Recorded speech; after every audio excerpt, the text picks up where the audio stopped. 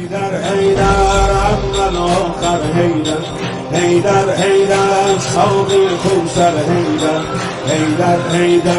امام حسن جانتے تھے کہ ایک وقت ایسا آئے گا جب مجھے یا میرے بھائی حسین کو اپنے خون کے ذریعے سے لوگوں کو ہدایت دینی پڑے گی. تو امام نے اصحاب کی تربیت کرنا شروع کی. کربلا میں جو لوگ پہنچے ہیں وہ امام کی تربیت کا نتیجہ ہے، جو امام حسن نے تربیت کی ہے لوگوں کی. اب وقت آگے گزرا، امام نے تربیت کرنا شروع کی.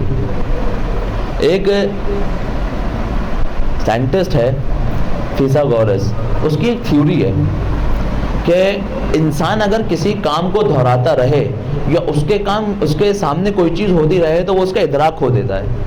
مثال، آپ کسی کمرے میں آئے ہو، کوئی پنکھا جو چل رہا ہے وہ شور کر رہا ہو، تھوڑی دیر تک اس پنکھے کے شور کی آواز آپ کو آتی ہے، لیکن تھوڑی دیر میں وہ آواز آنا بند ہو جاتی ہے. آواز اپنی جگہ پر موجود ہے، آپ بھی موجود ہیں، لیکن اس آواز کو آپ محسوس کرنا چھوڑ دیتے ہیں، اس کو درک کرنا ختم کر دیتے ہیں. مثلا آپ آئیں مجلس میں، یہاں اگربتی جل رہی ہو، آپ آئیں گے تو اگربتی کی اسمیل آپ کو آئے گی، تھوڑی دیر گزرے گی اسمیل آنا بند ہو جائے گی.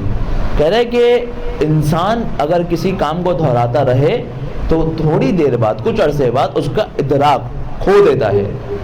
تو پھر اس کو ہوش میں لانے کے لیے ایک بڑے بلاسٹ کی ضرورت پڑتی ہے، ایک بڑے دھماکے کی ضرورت پڑتی ہے. جب مسلمان اس نہج پر پہنچ گئے کہ ملوکیت کو ایکسیپٹ کرنا شروع کیا، معاشرے کے اندر ظلمت کو ایکسیپٹ کرنا شروع کیا. جب تک مولا کائنات اور امام حسن کا دور تھا اس وقت تک لوگوں کے سامنے ظلم ہوتا تھا، اگر برداشت بھی کر رہے ہوتے تھے تو یہ سوچ کر کرتے تھے کہ یہ ظلم ہے. لیکن جب امام حسین کا دور آغاز ہوتا ہے تو لوگ اس نہج پر پہنچ چکے ہیں کہ اب انہیں ظلم محسوس ہی نہیں ہوتا. ایک مدینے کے اندر ایک گلوکار کی، ایک سنگر کی، گانا گانے والے کی موت ہوتی ہے، ہلاک ہوتا ہے، تو اس کے مرنے پر، مدینہ دارالحکومت تھا مسلمانوں کا، اس کے مرنے پر وہاں پر 2 دن سوگ کا اعلان کیا جاتا ہے. کس کے؟ ایک سنگر کے مرنے پر. کیوں؟ کیونکہ ذہنی سطح اتنی نیچے آ چکی تھی، معاشرے میں اتنا ظلم بڑھ چکا تھا اور اس کا احساس بھی نہیں تھا.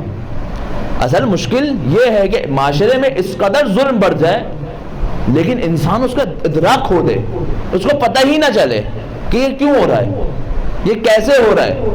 اور اس کی ایک وجہ انسان کی اخلاقی برائیاں ہیں.